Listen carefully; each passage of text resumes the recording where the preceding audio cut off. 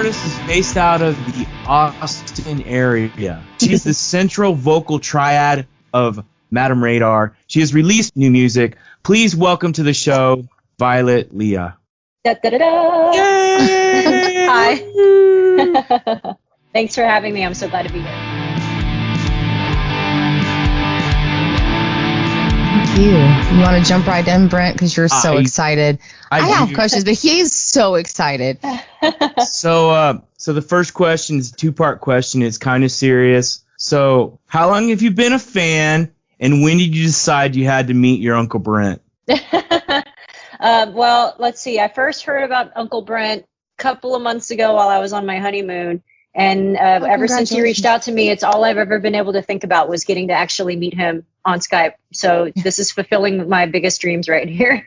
Oh, that is so sweet. I rank above Bon Jovi and Ron Nice. White. You heard it here. No, it's good to see you. How did the honeymoon go? We kind of talked a little bit about it, but how did it go? Did y'all guys have fun? Yeah, we did exactly what we wanted to do. Instead of like going and just sitting on our butts at like a resort, which could have been great too, but we kind of wanted to just go see some stuff. I'm very much a desert person. I love the desert. The ocean is claustrophobic to me. I look at that and I'm like, I can't swim. If something chases me, I can't run that way. You know, it scares me. But I've never been a big fan of the ocean, but I love the desert because I just see all of these places I can like run. If I'm being chased, I can just look that way and go and go and go. Forever. Mm-hmm. Without water. Mm-hmm. That's cool. Y'all guys had fun. So for the people that don't know, what is your husband's name? Let's talk a little bit about him. Yeah, so he's Cody Lee, which I didn't plan. That was not intentional to marry somebody with the same middle name as my brother. But yeah, he's the drummer for Madame Radar. We played together for about 6 years before we actually became a couple. So, it hasn't always been the dynamic that it has been since we started dating. That's awesome. Congratulations, because that's makes it easier, huh? In some ways, most ways, yes. Yes. Yeah, that's really awesome. My wife used to play with me for a little while, but then she decided, she was like, no, this is your thing. This isn't my thing. I'm going to go do something else. She also plays bass. Oh, nice. That's so cool. Well, yeah, I will say it was nice before he would get on my nerves. I just finished the show and I wouldn't have to see him again till the next show. But now, like, I'm truly stuck with him. So we have to, work at getting along better than ever, which isn't hard. That's awesome. That's awesome. I've been seeing y'all pop up since, for a long time. I've known about y'all for a long time because I used to see y'all's flyers before y'all became Madame Radar. And then y'all became Madame Radar, and I was like, oh, that's interesting. So y'all guys just keep doing things that are interesting to me. When you work with other artists, like Kelly worked with AJ, did that one song with AJ, that was pretty cool, stuff like that. So it's a rockin' song. It is. She's a monster. I kept giving AJ a hard time during the interview, saying the reason you did that was because Ray wasn't good enough at guitar, so you had to call in Kelly Green. Yeah, she does kill it. Do you know Ray Keynes? Yes, but Everybody knows Ray in Texas. I am positive. Yeah, I'm also though. I'm pretty much when I'm not out and about, I'm like in my little hidey hole. So there are a surprising amount of people that I'm like, oh, I should know them, and I don't. But I do recognize Ray Keynes. I think we're maybe friends on Facebook, but I don't want to confirm that. Facebook helps me a lot with names. I'm still terrible at it, but it helps. Cool. Renelle, did you want to ask anything? Just tell our listeners a little bit about what got you started in music, and also sub-question, why did you choose the bass? Well, so I've always loved music. Ever since I was little, when I was 3 or 4 years old, my folks got me this little Yamaha guitar, and it had all these little demos programmed into it, and I would play that thing all the time. I started learning how to play stuff by ear to make my own songs, and then I joined choir when I was in the 6th grade, and that became my passion. And then I picked up guitar in college, mostly to impress a guy. But then I started writing music on the guitar, and I played the guitar for a long time. And then I was in a couple of bands and moved abroad and came back. And when I came back, I was kind of, for a while. I kind of got tired, burnt out on music, and I was like waiting tables for a couple of years, which I was very bad at. Very bad. That's at. what I do. Oh, I thought it was going to be easy because I'm like, it's not. Yeah. It's like I'm also bad at it. Industry. Dude, it's so hard. But the whole time I was waiting tables, I kept an eye on Craigslist, kept an eye on places just to see if there's something I was interested. And that was when I saw an ad from the Texas KGB, but they needed a bass player. And I kind of looked at them, and the drummer was especially cute. And I was like, well, I sent them a very transparent message, like, look, I'm trained in music. Like I went to school for it. I studied opera in college. And I was like, I have all these things, but I don't actually play the bass, but I play the guitar, and I've played bass. So, I'll rent a bass and we'll see if it works. And so I did at first. And then I was kept in the band. And so I just switched over to playing the bass full time for them. So hopefully that answered both questions. Yes, it did. I mean, I could go back and start talking about Facebook again. How many instruments do you play? I play bass, guitar, and piano. And I'm pretty good at the kazoo too, but it just depends on what kind of mood I'm in. There on one of the tracks you sent us, I heard a rain stick too. Was that you? Yeah, Cody did all of the percussion on that one. Yeah, that rain stick is really cool. They're so fun. Yeah, our cats are terrified of it. If I pull it out, they both run away. But it's Do you fun. have chiller cats than my cats? My cats would be like, "What is in there? Can I kill it?" Yeah. Oh, that's adorable. So are you originally from the Lubbock area, or where did you go to school at and stuff like that? You said you studied in school. Yeah, I grew up in Central Texas, a couple hours north of here, in the Gatesville, Coppers Cove area. Went to school in Gatesville, but I actually grew up on a farm, right in between, so out in the middle of nowhere. I chose Lubbock because they had a pretty solid music program. They weren't as expensive as UNT, and UT was too close. I wanted to be far away from home, enough from home that I only had to come home once or twice a month. So Lubbock was kind of perfect. And like I said before, I love desert. I love flatland. So Lubbock was just ticked all the boxes for me. And yeah, so I went to school there and just really fell in love with the music community there too. Just a lot of amazing players and songwriters come from Lubbock. So I'm super grateful for that experience. I know Brent has a very specific question, but I'm going to do one question before that. Before we dive into your music, what is your songwriting process like, and how do you work through writer's block when it pops up on you? Because it comes on everybody. So I have a few different processes. I think my favorite and most organic one is I don't know what you would call it, but when you're that moment when you're coming in and out of sleep. A lot of times right there is when I write a lot of music. I'll wake up with something in my head, almost like I'm channeling a radio station. That's truly how it feels. And I used to have to, this is going to definitely age me, but I used to have a tape recorder when I was a kid that would keep close. And then that tape recorder eventually became a digital little recorder that I would record all my voice memos and sing songs into them. And then eventually now it's my phone. I have hundreds and hundreds of voice memos of just stuff that I'll wake up and sing into it, or a melody. And then later, if I like it, I'll go through that for a lot of my inspiration later on when I want to sit down and write a full song. I'll go through those voice memos and pick the ones that I like. And, and sometimes they have full words and stuff. There's a song, Carolina, that we play with Madam Radar. And that one, the whole chorus and almost all the verses just fell into my head like a bucket. Yeah. And I typed it all out as quickly as I could, and then Googled it to make sure that I wasn't somehow ripping someone off, and then just filled in the blanks. So that's my favorite songwriting process. And then if I have to write something, or if somebody needs help with something, or sometimes I'll find inspiration in going to a random radio station. Radio Paradise is one of my favorites, and because they play a lot of songs that I just would never necessarily would have heard before. And I'll play the first 3 or 4 seconds of a song, and I'll stop. And then in my mind, I'm like, where would that have gone? And then I'll try to keep writing. That's a good idea. Yeah, I do that sometimes if I'm just completely lost, don't know what kind of mood I want, don't know, you know what I mean? And those songs aren't always necessarily my favorite, but then sometimes they end up growing on me. Okay, Brent. Okay, what? No, I'm just enjoying this interview because, this is the first time I've actually seen her in picture moving. Moving. Normally it's on flyers or posts and stuff, so that's really exciting. So as far as the Bon Jovi gig that you got to play. Do you want to talk a little bit about that, or did you want to just go by it? No, so I remember I teach piano and voice from my little studio in my bedroom. And I remember I'm teaching my lesson, and I come out of my lesson, I've still got my headphones on, and I was in the middle of it, but I had ducked out for a second to grab something, and Cody had written on a note, "We are opening for Bon Jovi Saturday, blah, blah, blah." And I looked at the paper.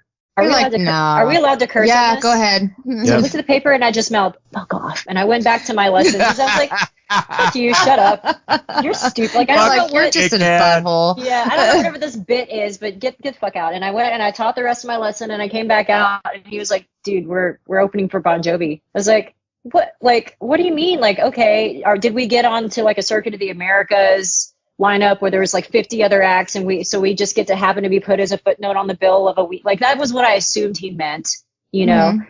And he was like, no, like apparently there was a competition or something where he had put on his website that he was coming through these multiple cities, and that if your band wanted to be considered to open up for him, submit a video, blah, blah, blah. And Kelly submitted our video, but she didn't tell any of us that she'd done it because she didn't think anything was going to come of it either. She was like, oh, that's cool. Might as well, you know. We'll probably won't hear anything. And then sure enough, his team reached out and was like, hey, we selected your band. And she was also like, this can't be real. But then they like sent a writer, and we were like, oh my God, I think this is real. This is happening. Yeah. And it was during COVID, like the end of it. So there was a lot of very strict rules about making sure that everybody's masked up. And we got to watch him sound check, just us, but like just this far from the stage. You can't see where my other hand is, but it was crazy. It was unreal. And then when we sound checked, like looking down and seeing his set list taped to the stage, I was just like, what the fuck? Like, we didn't get to like personally like hug him or anything, but we got to like wave and say hi to him. And he and everybody on his team was just so nice. And it was wild. It was really an out of body experience, to be honest. Like, it doesn't completely register when you say that to me. I feel like, oh, did we open for Bon Jovi? But yeah. But career wise, that must have been one hell of a bump. Yeah. You know, because you went from, and y'all guys in Austin are, in my opinion, a threat. I mean, y'all guys are legitimate in Austin, and it's just now this has to push you up to at least region, if not national, because y'all guys were, you know, out bumming around and getting different shows across Texas and dipping outside of Texas. How has that changed that whole thing for y'all?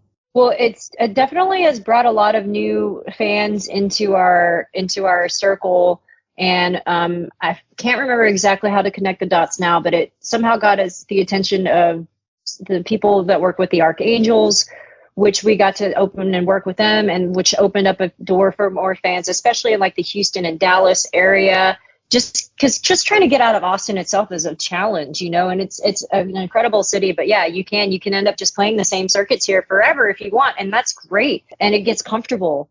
And it's easy, but it slowly kind of started to open the cracks a little bit and spread us out to a little bit more of an audience and a reach. And now we're working with a manager who really wants to help get us like more contacts and get out of Texas and like start focusing on building different little circuits. But man, it's just hard. I mean, and it's always been hard, but like now that I kind of know a little more about it, I'm like, I don't even know how people do that.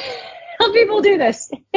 It's tougher than. It's hard work. Yeah. Y'all guys are really good, though. I think y'all have something to offer. I mean, musically, and y'all look good on stage too. I'm not talking just attractive wise, but y'all guys look good on stage. Y'all are ready to go. I mean, y'all have a look, y'all have a theme. Y'all guys are really put together. And this is probably before you like really had management that y'all were really putting this together. I really like how y'all package yourselves. I know it sounds stupid, but, you know, I know it's y'all because I don't even have to see your faces. I can see how you're dressed, and I know it's y'all. I can look at a logo or a portion of the text and know it's y'all, you know. And so that's kind of really cool because I can then turn around and use what y'all guys have done to better my own career. So I appreciate so cool. Y'all and what y'all do. I appreciate that you notice those things because I don't know anything about building a brand. I just know that we've been consistent and at least have tried to stick to like a look and change it up when we want, have a good time, and just not be afraid of trying new things. Like the name change was really scary too. But we felt that it was important to rebrand because the Texas KGB was kind of limiting and also painted a picture that might not have been a preconception that we wanted. Whereas I feel like Madame Radar paints a picture too, but it's almost a more neutral, balanced, like, you know? Yeah, because y'all, I mean, maybe in the beginning, Texas KGB was good because basically it was her band kind of in the beginning, but you bring a lot to it. So it's like y'all are superpowers, and so y'all need like a superpower name or something, because I think you opened yourselves up to more, and it's a cool name too. Cool logo, cool name. Very cool. Good look that goes along with it. Songs are good. Show is good. Good musicians. Y'all are packaged so well. I'm actually jealous that I'm not as pretty as y'all are. I think you're pretty beautiful, both of you sitting here. I'm like, and did you know too that Madame Radar's palindrome? That's part of the reason we picked it. It's spelled the same frontwards and backwards. Maybe that's why I liked it so much. I didn't look at it that closely, but that was why the final seal sealed the deal, because you can literally take it and mirror it, which it makes making logos and all of that super easy and effective. It does. Yeah. I was like, wait a minute, let me write that down. That is cool. That is very cool. That's smart. Yeah, I'm happy about that. That was Kelly's suggestion. We went through probably 600 names, and then we definitely wanted to try to go with the palindrome because Gordy from the Band of Heathens, who was working with us at the time, he was super into that, and he was kind of helping us try to encourage us to rebrand. And he was like, "You guys should consider a palindrome because it's just cool." And he was really rooting for Evil Olive. We're like, yes. That doesn't really cool. fit. Yeah, but it could work. Yeah, and we arrived at Madame Radar, so. That's awesome. So did you want to hop into the songs now, or? Sure, well, hold on. Oh, sorry. You had a very specific question before the songs, so now. Can't remember it. That's why I told. That's okay. I'll do it. I don't care. I wrote it down. See who's paying attention? Yeah, it's me.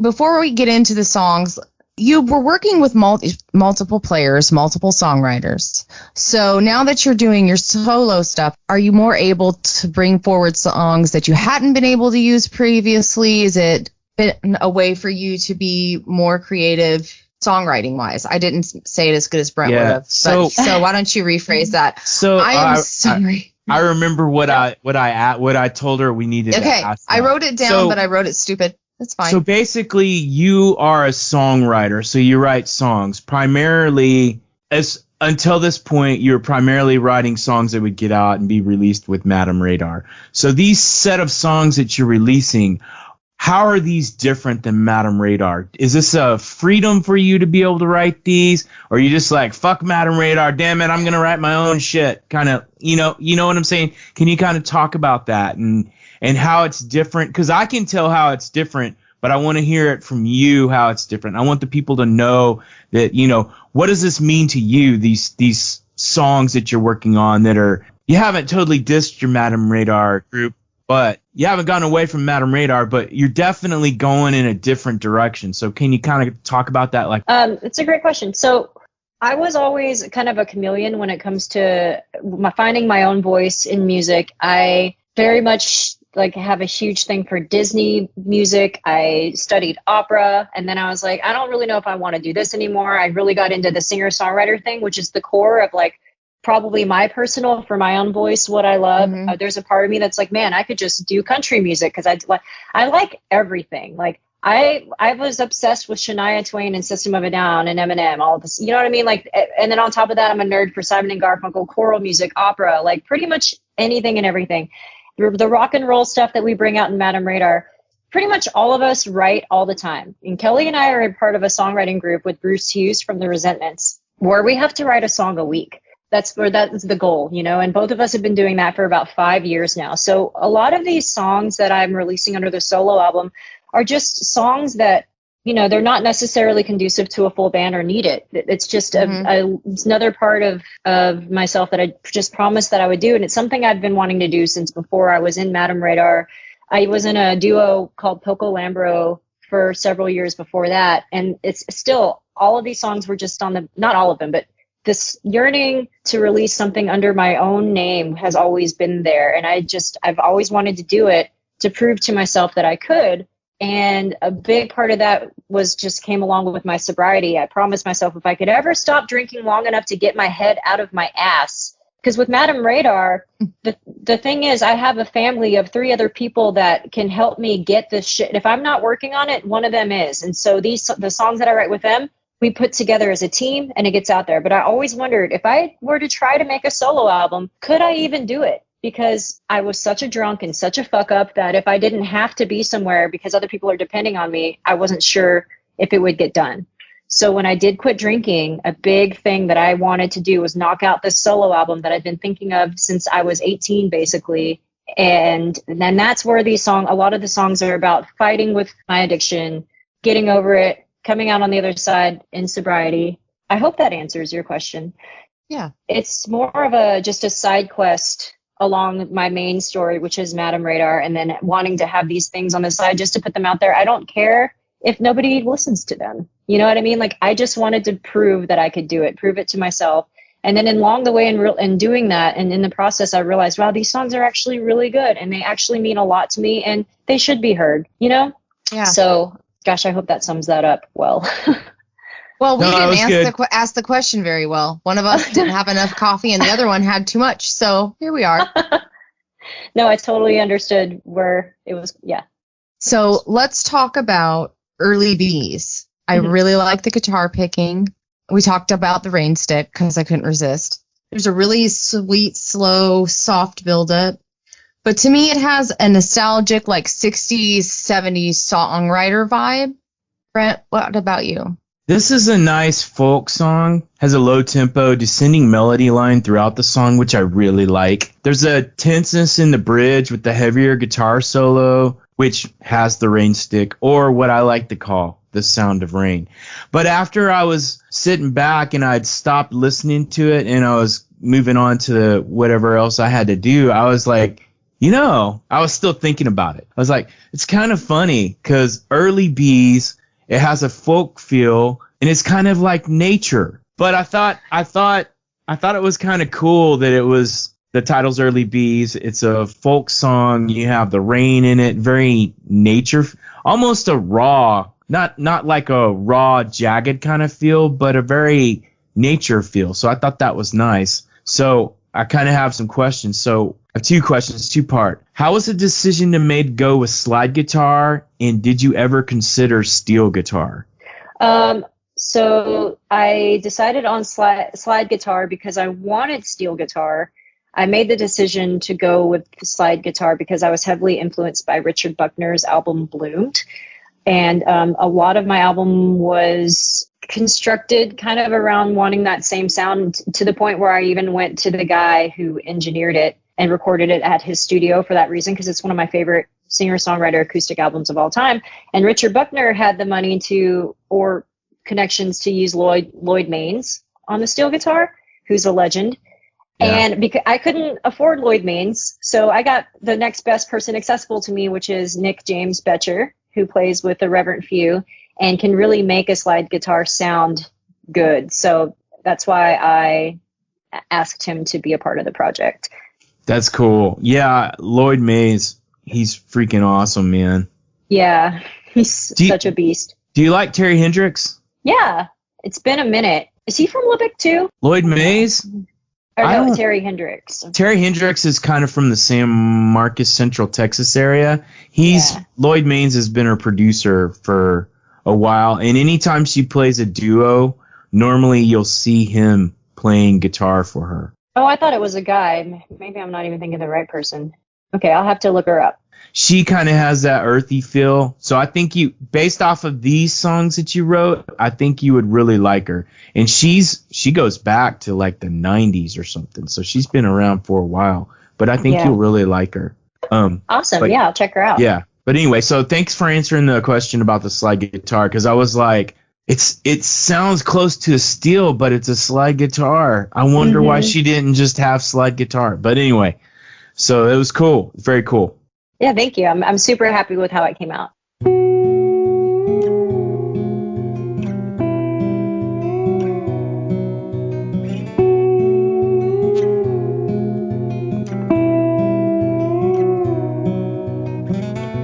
Shaky leaves in the morning tree, following a midnight breeze. I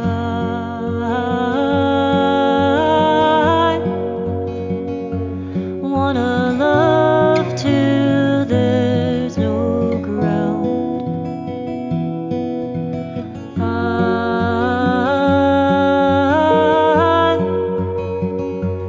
Wanna love till I fall down.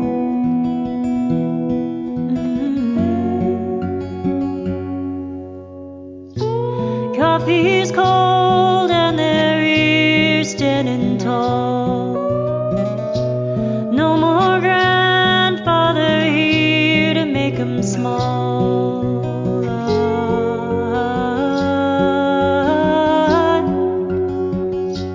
Wanna sleep and don't wake up.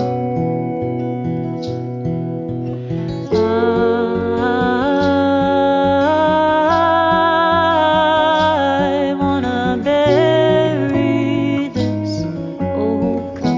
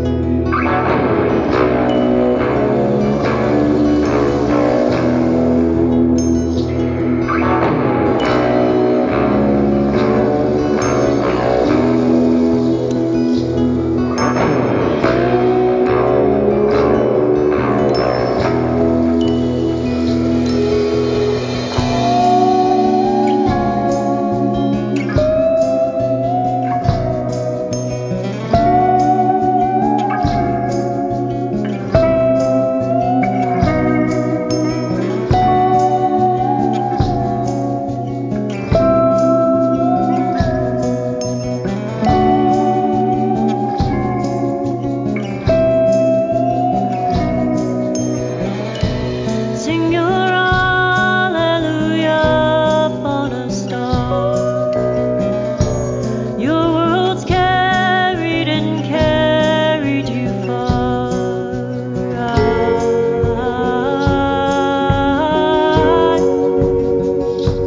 wanna love till there's no ground.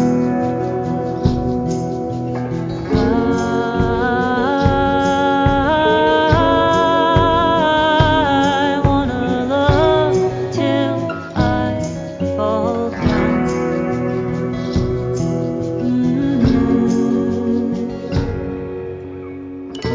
Shaky leaves in the morning tree, following a midnight breeze.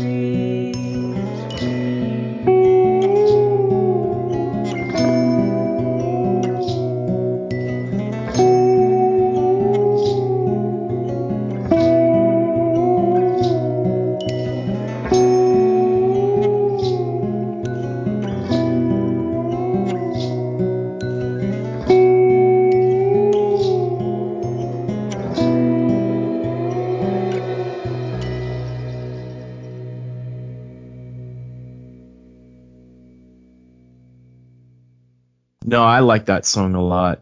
I thought it Oh, was real. thank That you. was the first one I heard. You don't always come across my feed, so I have to actually go look for y'all. And that actually was one of the songs that came across. Hi, I've released this, and I was like, oh, well, let's go check this out. So thank you for posting stuff, because sometimes I don't know that y'all guys have done anything unless it runs across my feed or I actually go to y'all's page and kind of look for it. So that's awesome that you're able to get it out. How are people reacting to it outside of the people on this interview? So far, it's seemed to have gotten really good results. The video was a little jarring for people. I don't think people expected the first part of it where I'm like snot face crying and completely obliterated drunk. But you know, it's a truth. And I wanted to really just be transparent, because that song, that's how that song was written, is just when I was thawing out and detoxing. And but yeah, people seem to be super supportive. And again, I don't want there to be any confusion about what that means with the band. In fact, I think as soon as things kind of slow down again, Kelly's going to start working on her own solo album as well, because it's awesome. just, we have all these songs that we don't necessarily need to try to fit into a big rock band. So we have a softer side too. And I want those to have a place to live as well. And I know she does too. It's fun to get to have again, I'm going to say little side quests. I like the side quests. Yeah. Do you enjoy co-writing more or solo writing more? Or do they just kind of each have their place? Oh man, I definitely say that I enjoy solo writing more, just because it's less stressful. But when a co-write does work out, and we're working really hard on trying to get better about it, it's really about just like letting go of idea, being able to let go of an idea and just say, here you go, and not worry about, you know, keeping, I don't even know, like a tight hold on it. But it is magical when it does happen. But to answer your question, I prefer solo writing, but I would love to get better at co-writing. What do you think the secret to writing a good song is? For me personally, it used to be about writing something that I think I would listen to. Like if I heard this on the radio, would I want to hear it again? Mm-hmm. And that used to be the standard of which I would hold myself. But now I'm realizing that not everybody likes the same things that I like. And so I'm learning now, especially this most recent album was our first time really working with a third-party producer in the writing and the putting together of the songs, that sometimes you have to trust that you don't fucking know everything. And sometimes you have to trust that what you think might be good might not be the best, and what you might think is not good might be exactly what the song needs. So it's really about letting go of your own ego. And that's so cringy. I sound so cringy saying that, but thou must let go of thine ego and open themselves to. But no, it's really true. I think there's a maturity too, for me personally, in being like, you know what, you don't know everything. Let somebody else come in and listen to what they have to say about it and try it. You know, give it a shot. And if it scares you, it's also kind of like if you don't get scared or nervous at some point, you're not really taking any risks with your writing, you know? Mm-hmm. And so I think that's important. And that's not only, you know, when you're writing, but when you're in the studio, you know, God, I've never done this before. We've never done this before, but we should do it just to see how bad we're going to fuck it up. My goal is to fuck up. I take something and bastardize it and see what happens, because there's life in that fear of being on the edge. That's what I think, and that's what it sounds like you did. By letting loose of control, you're allowing something beautiful to grow. You're giving it the possibility. It may turn into a pile of shit, but it also could be something really beautiful. But you have to let go to take that chance. You have to be willing to fall flat on your face, you know? That's what I think, but I'm an idiot. What do you think? I don't think you're an idiot, but I think that you're right. It's about taking risks, and I'm learning there's a lot of power in repetition. Even if I don't like something, if I get beat over the head with it, eventually I'll find that even in your subconscious it'll be on in the background, and I'm not doing this, and it's just because I recognize it. It's familiar to me, and then I'm like, God damn it, now I like Miley Cyrus. Fucking great, you know what I mean? That's what I did. Yeah. Actually, no shade at Miley. She's incredible. No, she's actually a good songwriter, but like that song "Flowers," it's catchy. Like when I first heard the song, I was like, I've heard this before, whatever. And now, like, it's a jam. It comes on, I'm like, I know this song. This is my song, you know. And trying to take that and apply that same power to your own music, and just trust that even if you might not like it, it's all about getting people to hear it and hear it enough times that they can't help but like it too. Well. Flowers, I think, is witty. It's witty. It's a different approach to it all, and that's what makes that so, you know, yeah, there's the groove and stuff, but I'm a sucker for smart songs, like smart-ass songs that you have to, like, actually stop and go, did they say it? Yes, they said that. I wasn't expecting that. It's those kind of songs that it doesn't matter what the music is. It's sometimes just the words that bring me into it, because I was like, I wasn't expecting that. But that's, I love that song because of, I wasn't expecting it. Well, and I love that Kelly and I work out together every week, and like we were playing through a playlist, and something I realized I was just like, man, Miley, she's not afraid to talk in her big girl voice. Her register is like down here. Like she talks down and she doesn't go, she owns it. She's like, this is me. I don't have to try to like be a cute little pop, you know what I mean? Like, and I love that about her. And she sings down there too. She's not like up in that annoying register all the time. Like she's just got I'm actually a big fan of her. I don't know why I used her as my first example. You know what, the thing, I'm not going to lie, I hated her at first. But then there were Wrecking Ball. That's what won me over. I was like, oh, I kind of felt that. Like, that sucks. Yeah. And then I started re-listening to her. And I was like, she's a really powerful songwriter. Yeah. Oh, sorry. Go ahead, Brent. I was going to say, I've liked her since Hannah Montana, so I don't know what the Well, yeah, you have had little girls. Yeah, for me, it was her cover of Jolene that converted me. Holy shit, yeah. It blew me out of the water. I was like, damn, she can actually sing. Wow, because until then, all I knew was that, what was that song where she was, party in you, and. Yeah, Party in the USA. Yeah, with the party girl stuff I didn't like. I love it. Yeah. I love it. She's fantastic. She has a big voice, too. I mean, her voice is not small. It's massive. Yes. Well, let's get back talk about Miley Cyrus. Yeah. Yeah, I know. I was like, this happens in every interview. There's always some like side quest, as you said. Mm-hmm. So let's talk about the next song. Let's talk about Pale Blue Dot. I know Brent's going to have a lot to say about this, especially after I listened to it a few times. So I'm not going to say much. I do just want to say a couple lyrics really caught my attention. And unlike the last interview where I was just like, oh, I'm saying that beat, but then I didn't write it down. I wrote it down this time. I know there's no one to blame but just myself, but I can't be no one else. That was really, I like felt that in my gut a little bit. And then Made My Way to Mars, Jupiter Was Calling. Tell us a little bit about this song.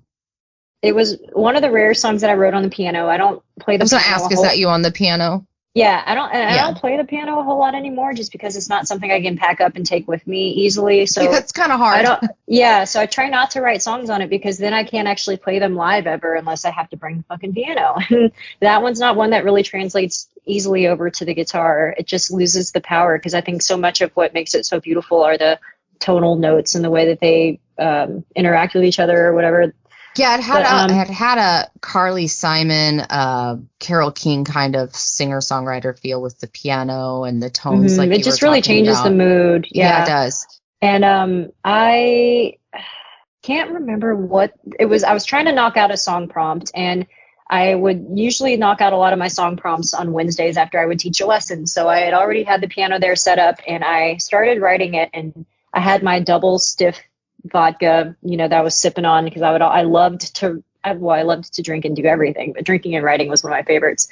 And I'm sipping on it, and I just had some point during the song I realized that like I can't keep living like this. I couldn't keep I was just using up some reserves, and it was just, the song was kind of like, man, what happened to you? You used to think that you were going to be on top of the world, this jet setting, like incredible traveler through space and time, and now you're just a drunk who the furthest you can get is about 10 feet from this thermos. And it was really sad to me, and that was kind of what the song was about. And then in working out the song from the beginning to the end, it was kind of almost an unspoken but spoken promise to myself that I found out later that was like, you can do this. And it became like my motivational song when I did decide I was going to quit, and my journey to quit. And then once I did quit, it's like, yes, now I have this song that I remember that I wrote to myself, like, come on, man, get your shit together. You've strayed off of the path.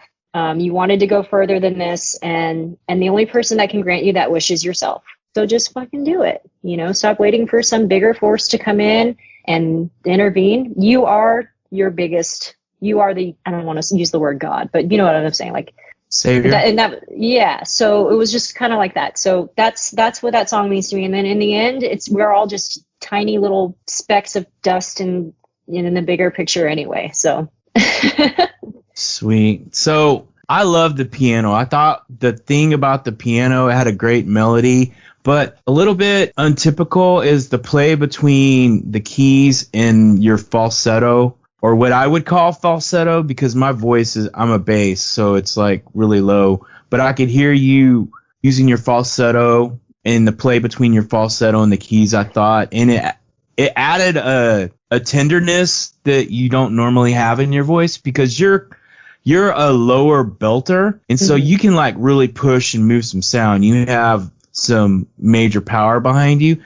So, but hearing you do your falsetto and how light it was and how it played with the piano part was like what I thought was really beautiful. And it was one of the key things that I picked up on. So kind of here's after, once again, I had moved on to something else because I was like, well, maybe I just don't need to ask a question about this, but I do, but it's a larger question. So in both these songs we've listened to, there's a low level of tension and dissonance in both songs, which kind of opens up even more vulnerability on your part. And so my question is at what point in your career did you reach the level of comfort necessary to express the vulnerability in these songs? You've touched on it, like the first one you said, the video, you were crying and you were basically crawling the walls, as Johnny Cash would say.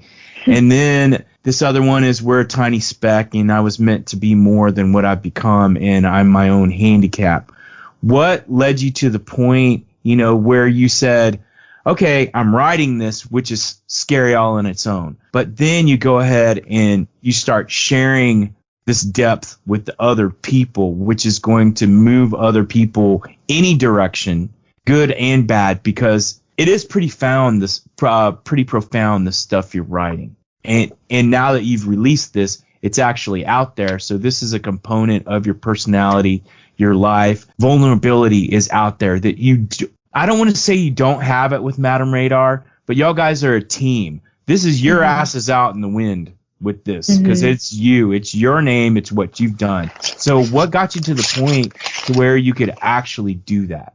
I think a big part of it, and I'm sorry to keep hammering the whole being a drunk asshole thing, but I think nothing can be more embarrassing than some of the stuff that I did drunk in front of people, that was captured on video, that was seen just by people in general, falling asleep in public restrooms, like just some of the really cringy, terrible things that I would text or say on the phone, or you would see. And I've had to reach out to people after certain things and be like, can you please pull that video of me just slurring so I think knowing that people have already seen all that really took away any fear of transparency now.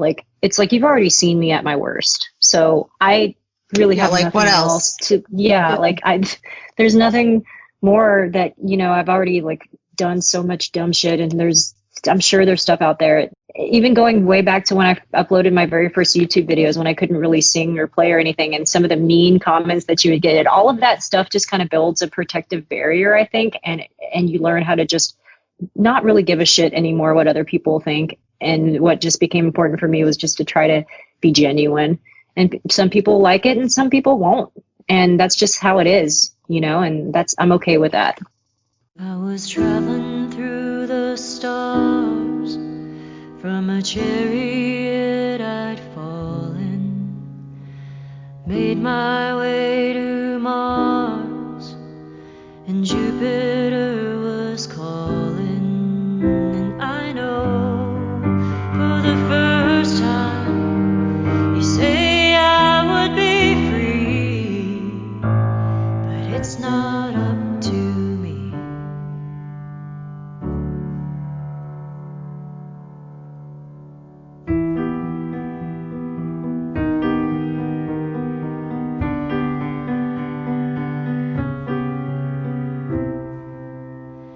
And I could use an intervention, but my heart, it's not so strong to release the inner tension. I used to feel it in my song, and I know there is no one to blame but just myself, but I can't be no one else.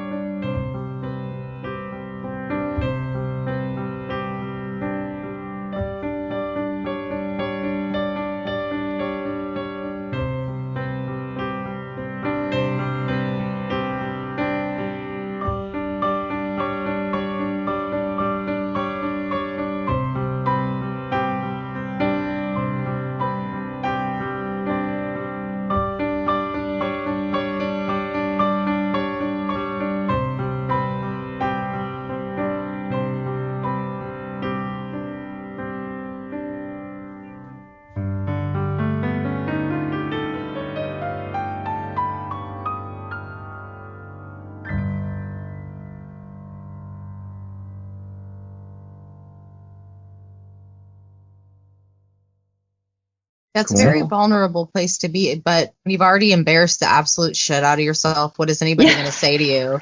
Like, oh, you were a jackass. Okay. And and it sucks. And I wish that I could take a lot of it back, but you can't. So you just have to figure out how you're going to move on from it. And I think, again, like part of it for me is just like being completely honest. We play a Saxon show, which I will be in the next like 10, 15 minutes having to head out to do that. But like, being on that stage every week in front of an audience full of people that are there to hear what you have to say, and we've been doing it every Thursday for about 5 years now, also really helps to you learn how to speak to people, how to reach them through your songs. I think that helps a lot too. I think music's a great way to channel that type of healing. On the show, we've talked with a lot of addicts. We've talked with a lot of people who have mental health issues, myself, Brent included. I feel like for a lot of us, music is the therapy we never got. So it makes sense to me, for sure. Yeah. Great question. So, yes, he's good at that. We just don't tell him often. We don't need that head getting any bigger. Well, we know you need to get going for your show, so we don't want to. Two real quick questions. Real quick to end it up. No worries. Yeah. First, where can our listeners find you and your music? So far I've only released the early B single, and we're working on the music video for Pale Blue Dot right now, and I will have that out. But it's all on Spotify and Bandcamp and all of those kind of things under Violet Leah on Spotify. You can find my Halloween album there too. Yeah, and then there's a YouTube I love that you did that, by the way. I'm obsessed with it. I love Halloween. The last thing we try to ask, especially is songwriters, what advice would you give a new songwriter or musician? You know, for me, finding inspiration in things that you really love to listen to, that's like my favorite. Like, just letting your favorite artist continue to motivate you, and playing in front of people is important too. I think that's a big part of it, because I can play amazing. I'm like the best player I've ever seen when it's just like me at home. Right. Step out on the stage. I never miss a note in the shower. Yeah. And then suddenly there are all these little things that you don't account for, like the way a guitar strap fits you, forgetting your capo, not remembering what key a song is in, and not knowing how to use a microphone, not having just these a chair that has arms on it suddenly, and you have to just so there's all these like little growing pains too when you like get out and start performing that you have to take into consideration and just get out of your comfort zone, I guess. Get out of your comfort zone, whatever that means to you. I think that's good advice for old singer-songwriters, too, because we get real comfortable, Brent, in what we do. Like, stepping out of that might be something we need to do every once in a while. Yeah, and I hate doing it. Trust me. I hate new things. Don't want to. I don't ever, like, if I had it my way, I would never leave my house, because I just love crocheting, and I love my cats, and I love video games. Oh, that was the other thing. That jacket of many colors you made for your friend. Yes. Stunning. Thank you. And the loved album, it. Which I probably won't release till the summer, I'm thinking, but I crocheted the cover art. Oh, the wow. last few musicians we've interviewed have been crafty, and it just makes me happy. I do beadwork. It just makes me happy. I love it. It's a great way to meditate. And yes. How about you, Brent? Do you play video games? Yes, children. Children. So if I can think, that's nice. Yeah. If I can think without this, or I'm always stressed because I'm always trying to write, and I'm always, so it's like when I have a second, I'm like, give me the fucking guitar. Hurry, I have to get this. I've been trying to hold on to this idea since yesterday. And so for me, it's like really stressful right now because I have a 3-year-old and an 8-year-old. Oh. So, and they're both special needs. And so there's like a added extra work that goes along with it. And so when I'm in a creative phase, it's like really stressful because I'm trying to phone. Okay, you're blah blah blah blah blah blah. Yeah. Or I'm trying to grab the guitar, grab a piece of paper, write on the back of my child's head. But I'm thinking, my God. So it's chaos, and so but right now I'm pretty much involved in their safety and well-being and becoming hopefully a better person than I am. It won't be hard to be better than me, but I would like them to at least get there. And so that's what my wife's and I really focus right now, is trying to get the kids grown, safe, all their organs work the way they're supposed to, stuff like that. So my life is really chaotic. Yeah. When you had time, was there like a hobby you did besides music, though? That's a good question. Me, I'm sick. I would literally do music nonstop. It's all I think about. It's the kids and my wife force me to go away from that, because I think they're good for you. You talk about never leaving the house. I mean, I don't stop thinking about music as it is. I want to touch it. I want to taste it. I want to sing. I want to sing with other people. I want to play with other people. Everything I do in my life outside of my wife and kids for joy is geared toward music, because there's nothing else. A lot of people don't get this, and I'm fine with that, especially my wife. She's like, you're crazy. But that's my thing. Music is my thing, and it's been that way since I was a kid. It's the only thing that's ever made me truly happy is the quest of either creating something or being on a quest with someone else to help them create something, or listening to Vi's stuff and processing it and figuring out, okay, what does it mean to her? Where was she at? What does it mean to me? What parts about it move me? Can I ingest this somehow? Those are the things that I do, which is general insanity. I love that, though. That's really cool, like that you know that and that it works for you. That's really, because sometimes for me, I almost feel like it's a job or something, and it can get a little crushing sometimes, which is why I do have my other hobbies to turn to. So I think that's really cool that you are just 100% in it with all your heart. I also had to embrace the fact that I am an utter failure and be okay with that. I mean, I doubt that. You have to. Oh my God. That's because that's what my music's about. That's the thing of my music. It's ironic. There's a twist in it, and it's not that. It's like when you get older, yeah, you may be smarter, but you're not moving as fast as you used to, or you miss stuff. And so my music's about that, and the reason, you were talking about your reason as to why you were able to reveal stuff about yourself. Well, my reason to reveal stuff is because I am a failure, and I'm okay with that. I didn't grow up and do what I should have done. So I look to people like you, Vi, who have went out, vigorously chased music, and done these great things that I've never got to do.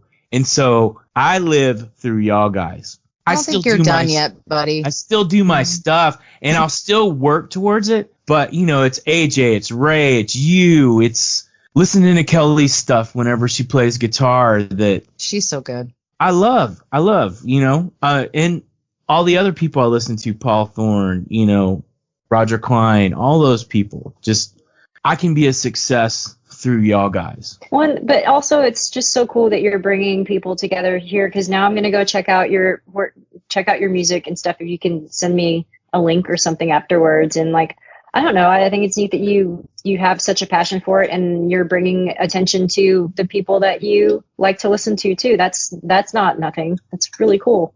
And then whenever you do have some time to get back to it, like Renelle was saying, you never know where you're going to find your second wind, and now you have all this extra motivation and other experiences with people to have under your belt for when you do want to get back into it. And, that's cool. You're going to have so many things to write about. You're going to have so many doctors that pissed you off and so many IEP meetings that make you want to like stab somebody. You're just going to put it all into music. You're so funny. IEP. I've been to an IEP meeting or two, and the good Lord. Do you know what IEP meetings are? No. Those are meetings that you go to with the school regarding your special needs child. And sometimes a social services person and a doctor and a behavioralist, and it's a lot.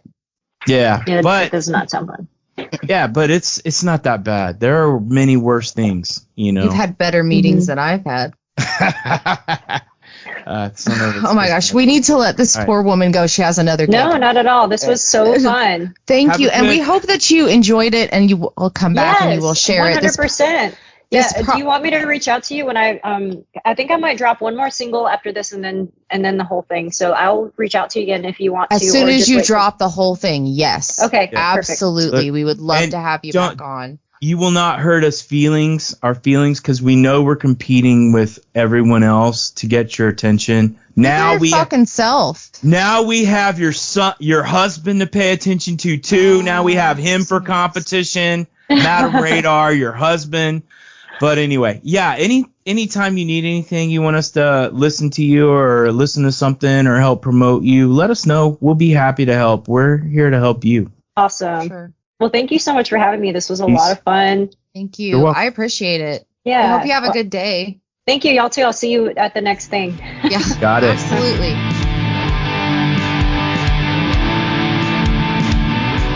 Hey, thanks for joining us today. This is your favorite Uncle Brent, your most favorite unrelated family member, and with you, our leader, our fearless leader, the owner, the flagship of our There's podcast. Nothing about me that's fearless. It's called panic disorder. And our leader, we'll call her Panic. What is that movie? Pain and Panic. Pain and Panic. Yeah. Hercules. Best. Well, thank you all for listening to us today. We appreciate the time you spent with us. I hope you enjoyed who we talked with, Violet, Leah. And we appreciate you spending time with us. If you are getting anything worthwhile out of this, boy, you are fucked up. No, I'm stupid. But if you are, like, share, subscribe, download, buy our merch for the love of everything. Buy some merch. Get yourself a Sound Pollution Podcast shirt, and you could wear it on your body if you want. You could put it in your hope chest. Yeah, any of those things. Hang it on your wall. Get a shot glass.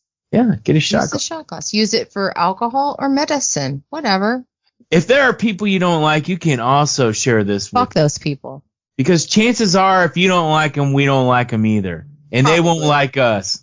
So just go ahead and share to them. Send the hate mail to him. Send the hate mail to Sound Pollution Podcast. Whoa. Well, you know what? That's fine. I'll just forward it. It'll make it to me. But you know what? I don't care. All right. So anyway, y'all guys take care. Have a good evening. Remember to make some noise.